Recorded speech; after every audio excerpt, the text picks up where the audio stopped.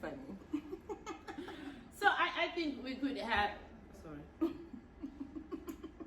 You know what I was thinking? That things I didn't know until I came to China. Like perceptions. Yeah, I had perceptions I had before coming to China. And right. One of them. Okay, it could be right.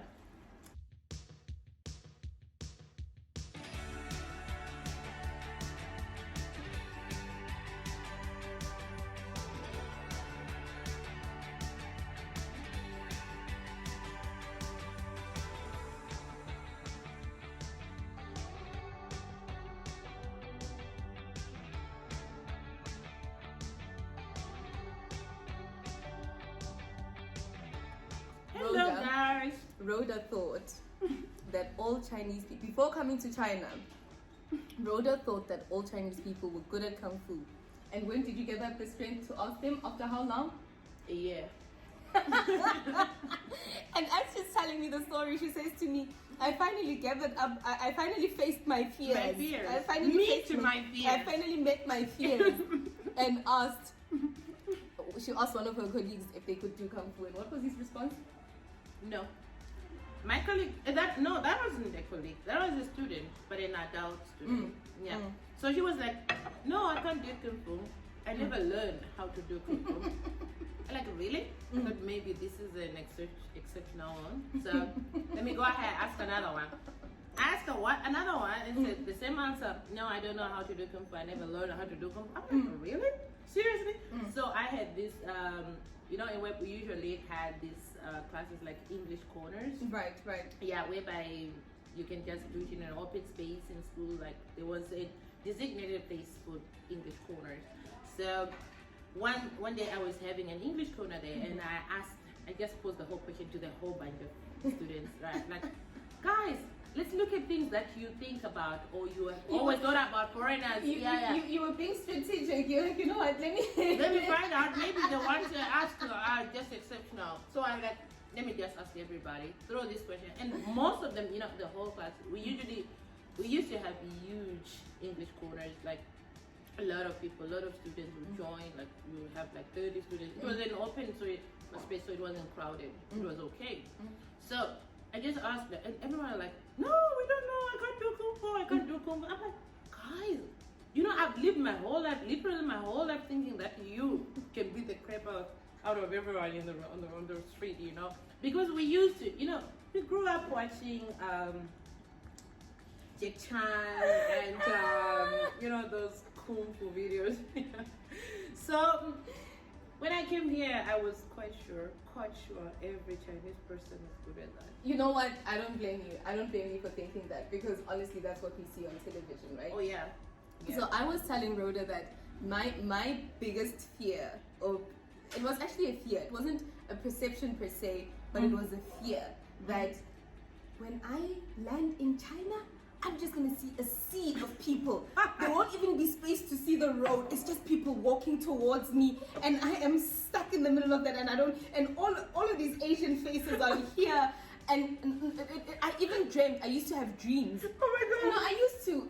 I'll just have that picture. Lots of people. Every single day I have to go through this. I'm living in this area where there's just a whole lot of Asian people. Like you're scaffolding yourself out. And I'm trying to walk, and then just being suffocated. Yeah.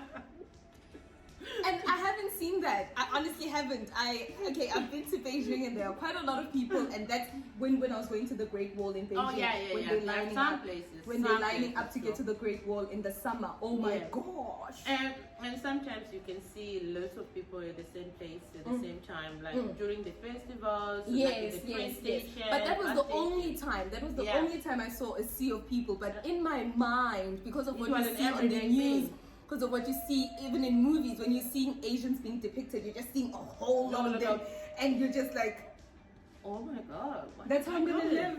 Yeah. How would they find me? No, like it's crowded. I just felt like it's gonna be crowded. Yeah. Okay. Yeah, sure. The other fear. That was your first fear, yeah?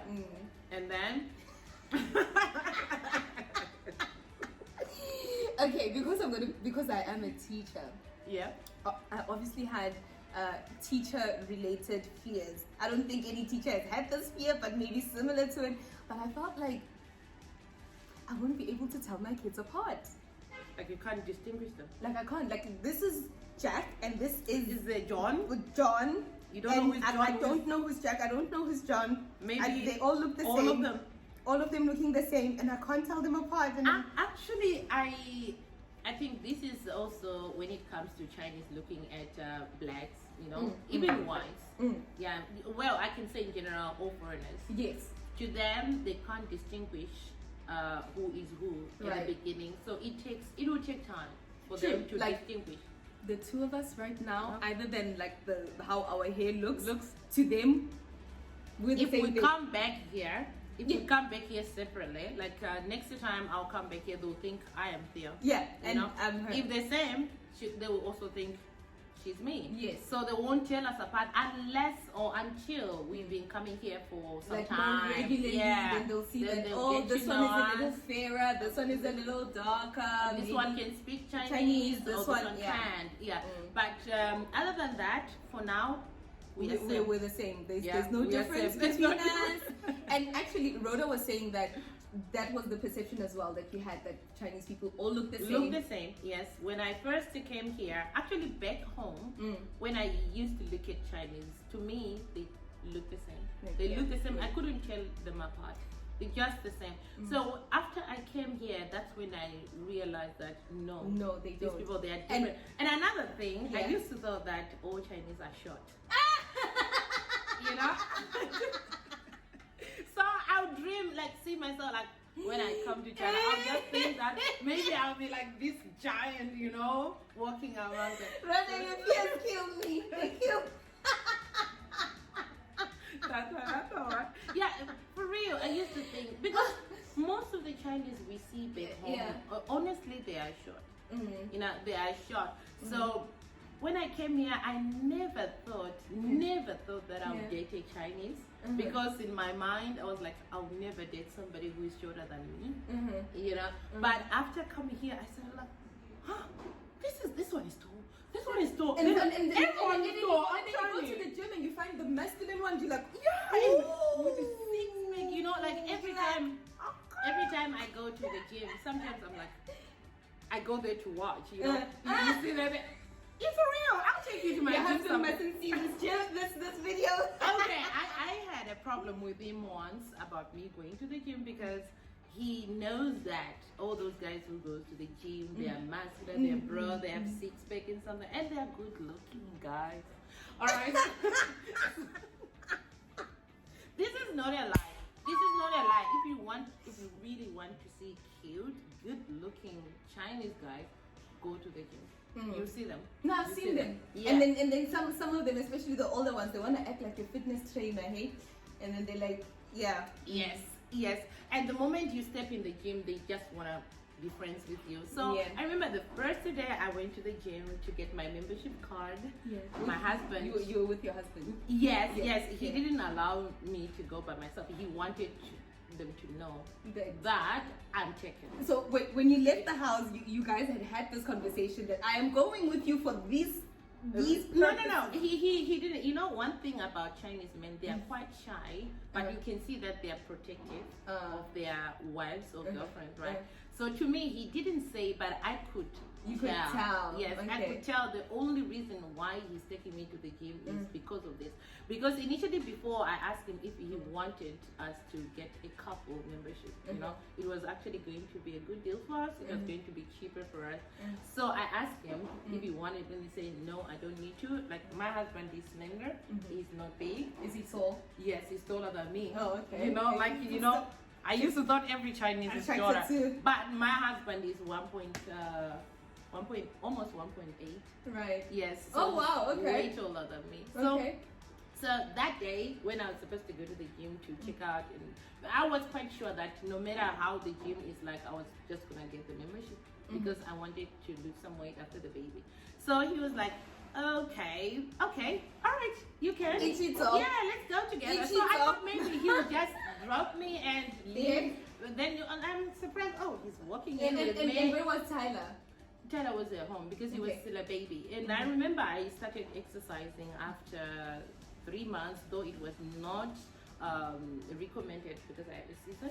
So the doctors actually encouraged me to wait for at least 6 months. But I was too, Self-conscious. yeah, I was kind of like, I didn't like the way I looked. Oh, That okay. I wanted to lose that baby fat, as soon as possible. So I pushed on going to the gym earlier than the actual time I should have. So my husband was like, I really want to go with you too. So to me, I think it was just him wanting to show that, okay, I am the husband. Yes. Now. Yeah, because when I step in the gym, I see this muscular. I'm sure because you've got big eyes. I'm Yeah. sure when you walked in, you're like, My eyes were running around like trying to scan everything, you're tired. So you can actually see they are tall, they are muscular, and nice. okay, did you go to the gym with him again after that? After that, no. Well, that would be a video for another day. When the Chinese men or the guys, when they know that you have a boyfriend or you have a husband, they won't dare ask you out or even try to flirt with you. They won't. That's one thing I like about them. They won't. They won't. Gender. When they know that you have a boyfriend, you have a husband, they won't dare. Which is something I found. That's respectable though. Yeah, they do, and the more so they knew at that moment that my husband was Chinese. So okay, I see. What was my other fear again? I think I told you. What was it again? I think it was for me it was about eating in the restaurants. That you're gonna eat funny things. We heard a whole stuff of like what Chinese eat and stuff like that. So to me, I just felt like, okay, if I go into a restaurant, I don't know what they cook. I don't know whether they will say, okay, this spoon, because it's not, I'm now cooking this dish, so I don't have to use this spoon because I used it in another dish, so I won't mix. So I was just skeptical about that. I wasn't quite sure whether they would separate the dishes and stuff like that. So I was like, no, I would rather not eat in the restaurant. I'll just eat at home. And for the first year, when when you go to another country, the most problematic thing to get used to is food at first, right? So for me, I think the first 6 months I was just eating KFC. Yeah, KFC. Either cooking at home or KFC. Cooking at home or KFC. Because I couldn't stand Chinese food. I couldn't stand Chinese food. At that time, the only foreign food you could find is just going to KFC. There were no foreign restaurants or what. They were not. They were not. So it was just KFC for me. So food, I was worried about food. Food is a whole nother topic. But I had that fear, as a woman, personal care, every single month you're going to the cosmetic shops and you're buying all your things, your cosmetics and stuff. So I was like, okay, Chinese people, I've heard that most of their things have skin lightening products because they value being fair. Yes. So I was just like, oh my gosh, I'm never gonna find anything that's gonna have no skin lightening agents. I'm gonna put something on and it's gonna start changing my skin. So when I came here, I had a whole suitcase of your cosmetics. Yes, and I haven't needed to buy any yet. Because you brought everything Because you I needed. brought a lot, and it's been a year. It's been a year Already. and 3 months, and I still have enough cosmetics because I'm just like, I am not trying to change the color of my skin. I'm not trying to put something on where I cannot read the label and understand whether or not there's any hint of whatever they mix. Is it mercury? Whatever it is. that they Actually, put in I can say you were smart there. You were really smart because I remember when we came here. When you just come, you don't understand the language. You can't read. You can't tell apart. So.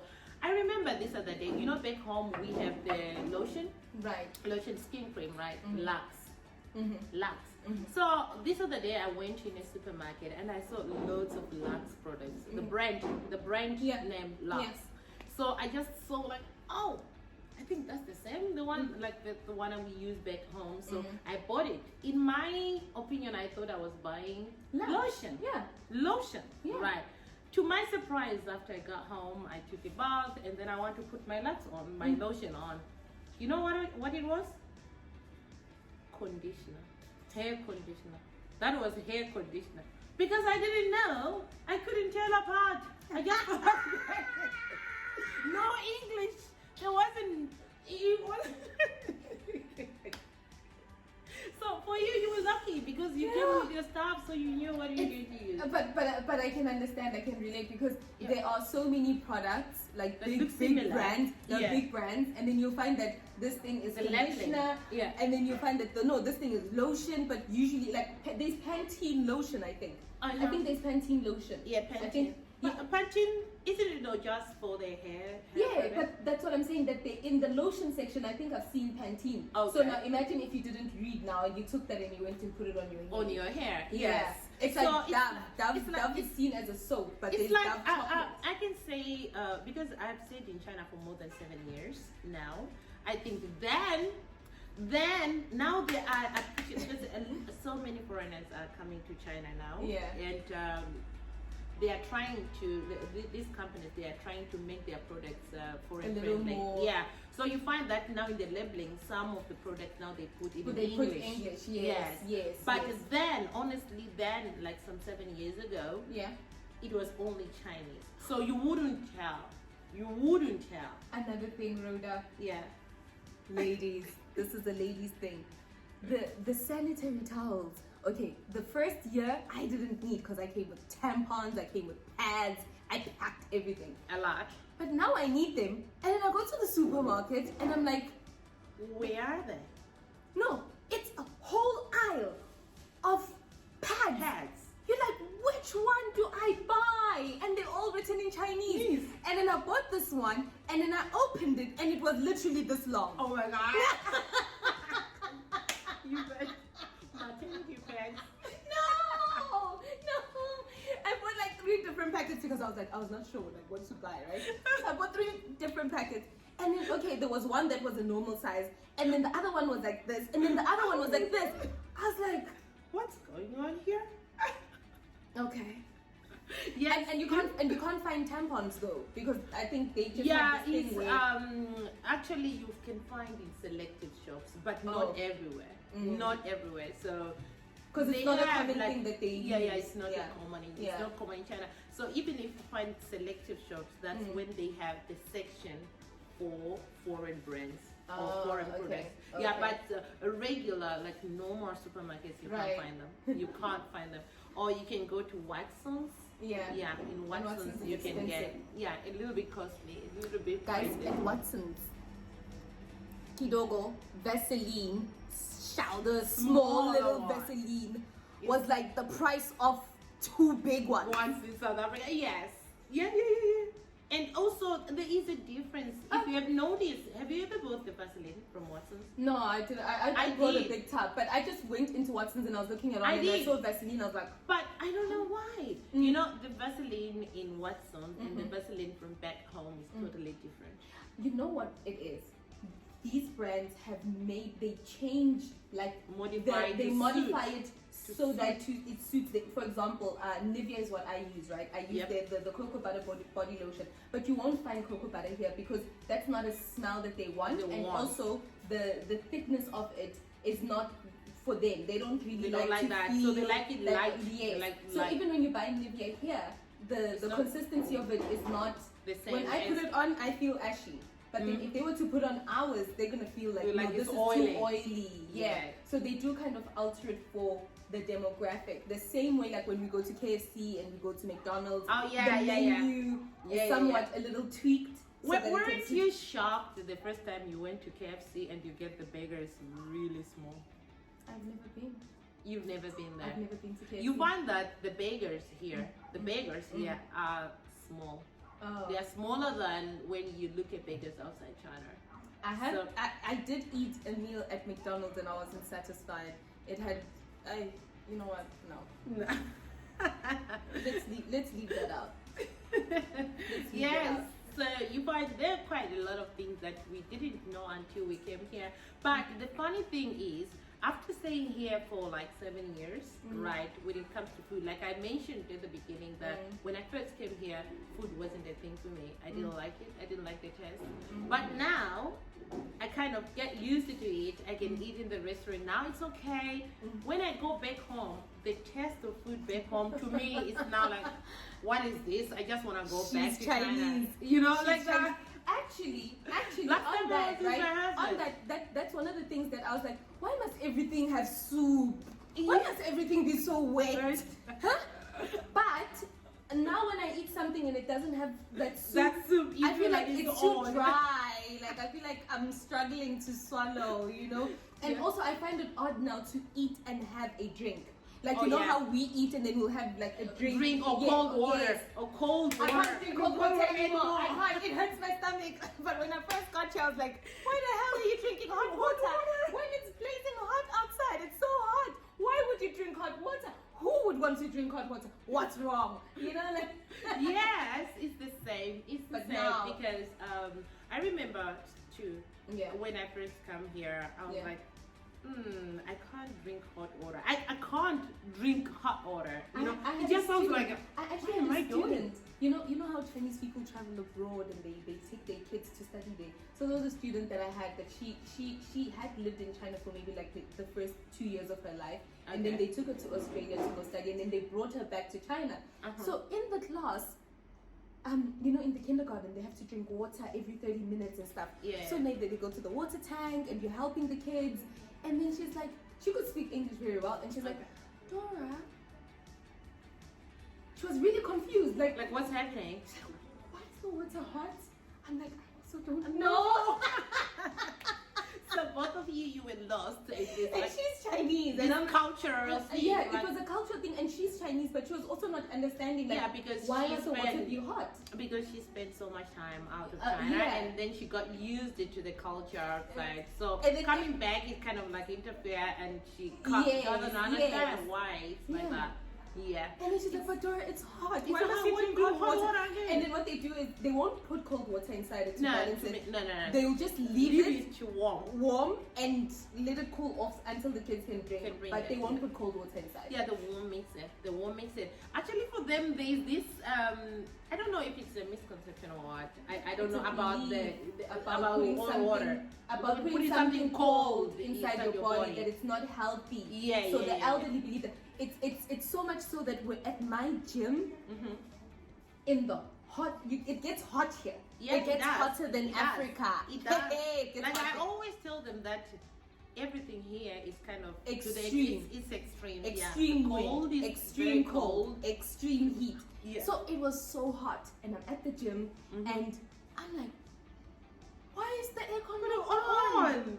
And then the lady at reception says to me, if I turn it on, the older people are going to complain. And also they're going to get sick. Yes, it's true. I was like, it is true. I think they do have a belief, like even if it's scorching hot like now, you see most Chinese will not go out with shirts. They'll still wear jackets.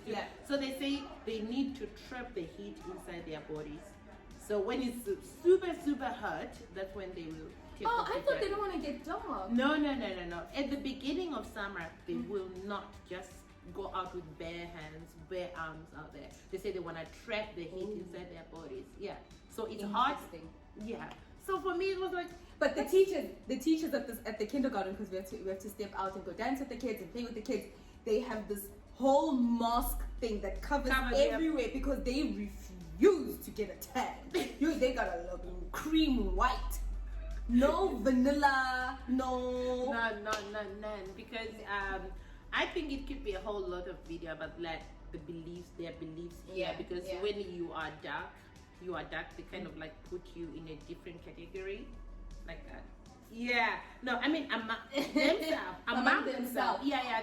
They have that kind of racial. Like when you're dark, you are someone poor because you spend so much time working in the sun, in the field. Yes. So being dark here as a Chinese, other Chinese will kind of look down. But you know what? I think it's somewhat similar similar to perceptions that we have as Africans when we see, not me, but when We see other. when we see a really dark person, it's like you're somewhat of a lower social class. Being dark, I think, globally. I think it's melanin. We believe that, but like when we look at the history of it, like slavery, Yeah, and it's all like of that, that. working in Like the field, fields, you're burning, you're dark, and all Yeah. of that, and then all the housemaids or the house whatnot were lighter skinned, so you are now here because Okay, guys, I think we may have to stop here. This is Okay, guys, thank you so much for joining us. So as you can see, I'm with my friend Theo here. We can't stop talking. Yeah, we can't stop talking. I didn't realize that we were talking for so long. For so long, yeah. Luckily, this is okay. It's nice, and we can do the part 2 of it, guys. So if you're interested in this, just comment in the description box, in the comment section. Comment section, ask your questions that you want to know. If you want the two of us to do this again, please do tell Let us. us know. And I am, what am I on YouTube again? Tisa. No, chat with Tisa. Chat with Tisa. Okay. Yeah, All chat right. with So Tisa. I'm going to leave Tisa's YouTube channel in the description box. So do visit her channel, guys. You love it. You love it. She talks a lot about how to manage your finances, how to maintain your hair. So you definitely love And it. life. Yeah, and life in general in China. So you're gonna see a lot of her in my channel. Okay, you're going to see a lot of her. Do visit the channel. Subscribe, guys. Subscribe. Okay. High five. That was excellent. We're out. We're out. Goodbye. Bye.